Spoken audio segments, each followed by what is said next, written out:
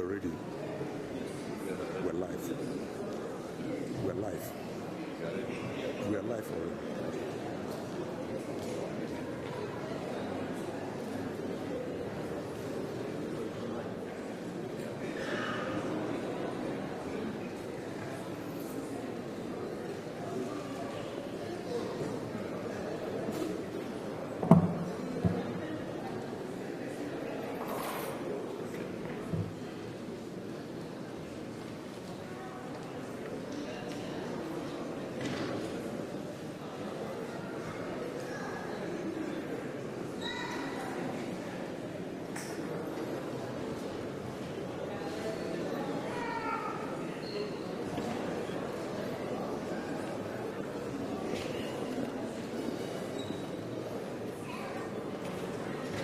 Otodeni Jesu.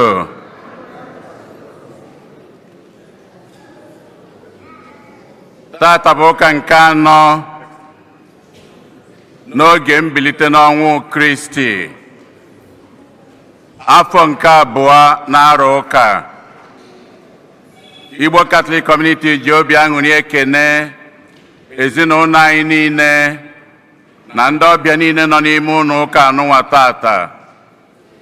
Na ndị niile nọ ebe dị iche iche n'akụkụ ụwa niile anyị na ha ga-achụ aja Mass tata.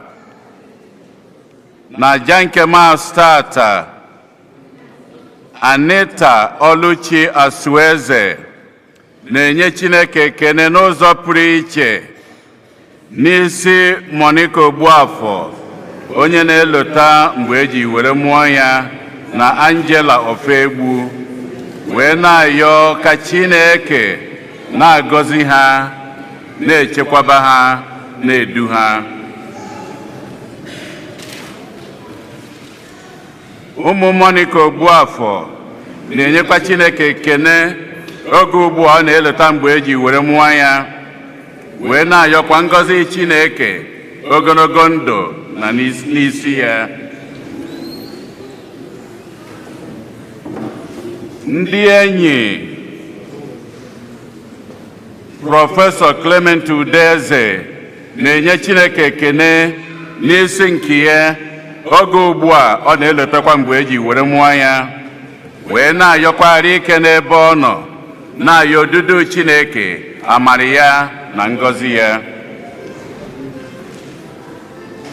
Nneọma Onyejekwe na-enye Chineke ekene na ndụ nke nyanwa, na-ayọkwa ka Chineke na-abawanye ngọzi ya, amara ya na odudu ya n'isi ya. Bonina Uju Ezechukwu na ezinụlọ ya na-ayọ maka ihe ndị be Ezechukwu niile ezinụlọ ha bụ n'obi. Ịma na Tony Ikebru na-enye Chineke ekene, na-ayọkwa ngọzi Chineke, amara ya na odudu ya n'isi Ifi Ikebudu na Diogo Obieje, ndị na-elota mgbe eji were mụọ ha. Helen Egbuniwe na-asịkwa happy birthday n'isi ọgụ ya nwoke Aniye Ekweọgụ, na-asịkwa happy birthday n'isi Odera Ezechukwu na Jeremiah Umega Ekwe, na-ayọkwa ngọzi Chineke, amara ya na odudu ya n'isi ha.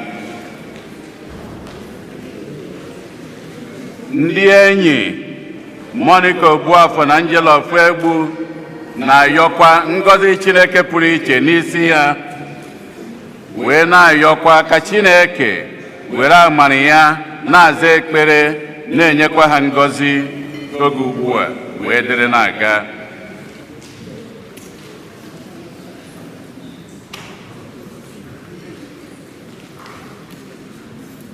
Bonina Uju Ezechukwu na ezinụlọ ya na-enyekwa Chineke ekene n'isi nwa ha nwanyị Odera, onye na-elota mgbe eji were mụọ ya. Ezinụlọ Ụfọndụ na Ọkọlue na-enye Chineke ekene n'ụzọ pụrụ iche ka njem ha jere maka ịkwa ọgọ ha nwoke na mama ha, o were gaa ọfụma n'ụzọ pụrụ iche. wee na-enyekwa Chineke ekene na ndị niile jere ihe Johnny Macy's ha jere ihe were na n'udo.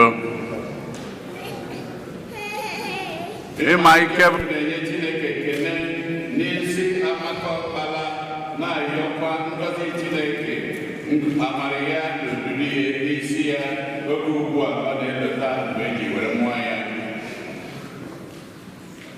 Ngọzi Ezike na-enyekwa Chineke ekene n'isi nyenwa na nwunye